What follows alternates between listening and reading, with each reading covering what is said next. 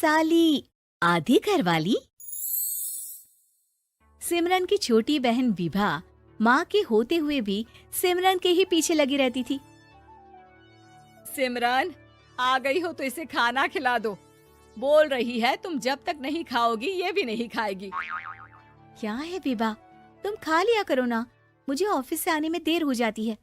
और कोई छोटी बच्ची तो हो नहीं तुम जो खाना भी नहीं खाती हो कि दीदी आएगी तो ही खाऊंगी। हाँ हाँ, छोटी बच्ची ही समझ लो। और एक बात, जब आपको पता है कि मैं आपके बिना नहीं खाती हूँ तो रोज रोज क्यों बोलती हो? अरे क्या है ये, दोनों बहनें कम माँ बेटी ज्यादा लगती हो। अरे दीदी की शादी हो जाएगी तब क्या करेगी बोल? जब होगी तब की तब देखेंगे। मैं तो दीदी के साथ ही रहूंगी हमेशा। दोनों की शादी ऐसे घर में कर देंगे जहाँ दो भाई हो। खैर, मामला आया गया हो जाता है। एक दिन सिमरन के पापा जब घर आते हैं, तुम लोगों के लिए अच्छी खबर है। वर्मा जी है ना मेरे दोस्त, उन्होंने सिमरन बेटी के लिए रिश्ता बताया है। बहुत अच्छा लड़का है, सिमरन को भी पसंद कर लिया है और कल वो लोग आ रहे हैं सिमरन को देखने अपने घर। सिद्धांत अपने माता पिता के साथ सिमरन को देखने आता है। उसे सिमरन अच्छी लगती है और शादी तय हो जाती है। सिद्धांत की माँ कहती है, अब तो हम लोग ले जाएंगे जल्द ही अपनी सिमरन को यहाँ से। अरे हाँ हाँ, क्यों नहीं, आपकी ही है अब तो हमारी बेटी।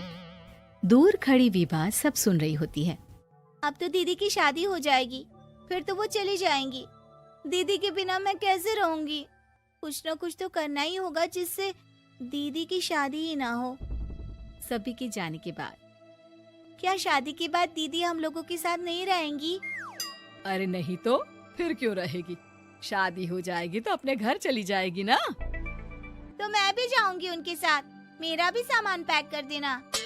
अरे कैसे बात कर रही हो विभा, दीदी के ससुराल छोटी बहन नहीं जाती।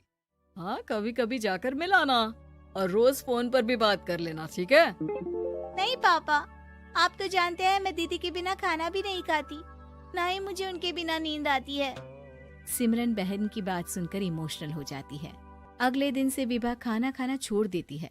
लोगों के लाख समझाने के बाद भी विभा ना खाती है ना ही सोती है। अंत में हार मानकर सिमरन सिद्धांत से मिलती है। सिद्धांत, मेरे मम्मी पापा ने बचपन से ही विभा और मुझे साथ रखा। वो मुझसे बहुत जुड़ी है। मुझे उसकी टेंशन रहेगी शादी के बाद, क्योंकि वो मेरे बिना नहीं रह सकती है। अरे ये तो छोटी सी बात है, वो हम लोगों के साथ हमारे घर में रह सकती है। जब उसकी अकल आ जाएगी या वो समझ जाएगी कि तुम्हारा घर वो नहीं बल्कि ये है, तो हम उसे घर छोड़ आएंगे, ठीक है? सिमरन खुश हो जाती है क्योंकि वो यही चाहती थी। वो माँ पिता से बात कर लेती है। अरे कैसी बात कर रही हो सिमरन, भला बेटी के ससुराल में हम छोटी बहन को कैसे भेज दे? जमाना क्या कहेगा?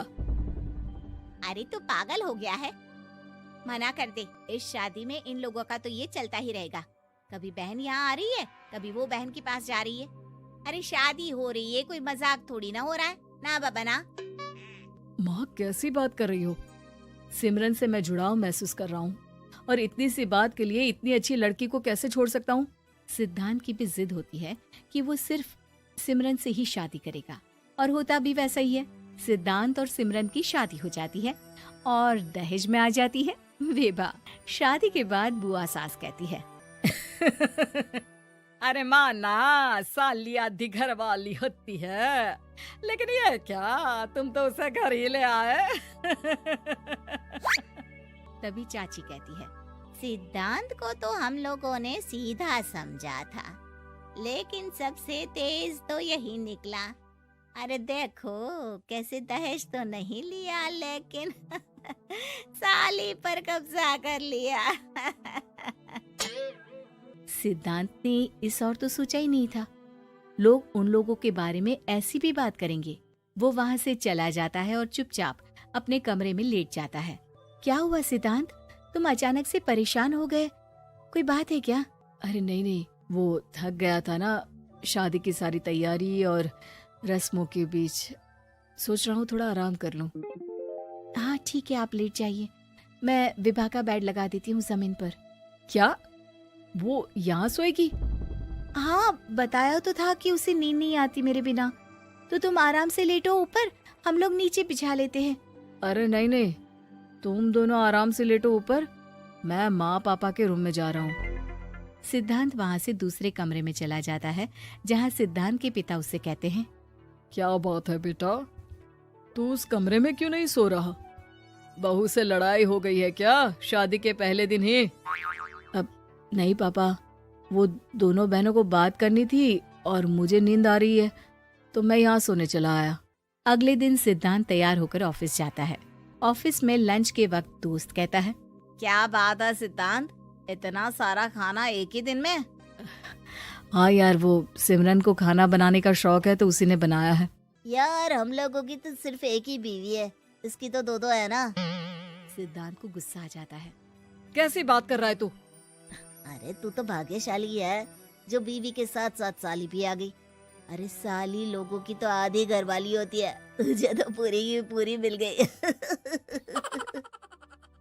सिद्धांत का पारा अब 7वें आसमान में पहुंच जाता है। वो खड़ा होकर उस लड़के से लड़ने लगता है। हाँ, मेरी शादी में मेरी बीवी के साथ मेरी साली भी आई है, ये सच है, लेकिन सिर्फ कुछ समय के लिए, क्योंकि उसने सिमरन को बचपन से ही माँ की तरह देखा और यूं अचानक वो सिमरन से अलग नहीं रह सकती थी। इसलिए सोचो, अगर मेरी बीवी उसके लिए माँ का स्थान रखती है तो मेरा दर्जा क्या हुआ? तभी वहाँ बॉस आ जाता है। माफ करना सिद्धांत, यहाँ इस मेंटल लेवल के लोग हैं, जरूरी नहीं साली सिर्फ आधी घरवाली ही हो, कभी वो छोटी बहन तो कभी बेटी भी होती है। वेल डन सिद्धांत। सिद्धांत को अब ऑफिस में कोई कुछ नहीं कहता, लेकिन आस पड़ोस का वो तो वही हाल रहता है। सिद्धांत ऑफिस से घर की ओर आ रहा होता है कि रास्ते में उसे अपनी कॉलोनी का दोस्त मिल जाता है। क्या बात है, चेहरे की चमक बता रही है, शादी से बड़ा खुश है तू, क्यों? हाँ यार, अच्छी लड़की और अच्छा परिवार मिलना कहाँ होता है जल्दी आजकल। यार हमें भी दिला देना ऐसा परिवार जहाँ एक के साथ एक फ्री की स्कीम चल रही हो। सिद्धांत को फिर गुस्सा आ जाता है। वो दोस्त को मारने के लिए हाथ उठाता ही है कि वहाँ विभा आ जाती है। अरे जीजू, रहने दीजिए ना, ये लोग नहीं समझेंगे कि इंसानियत क्या होती है। ये सच है कि दीदी से कैसे दूर रहना, ये मुझे पता नहीं था।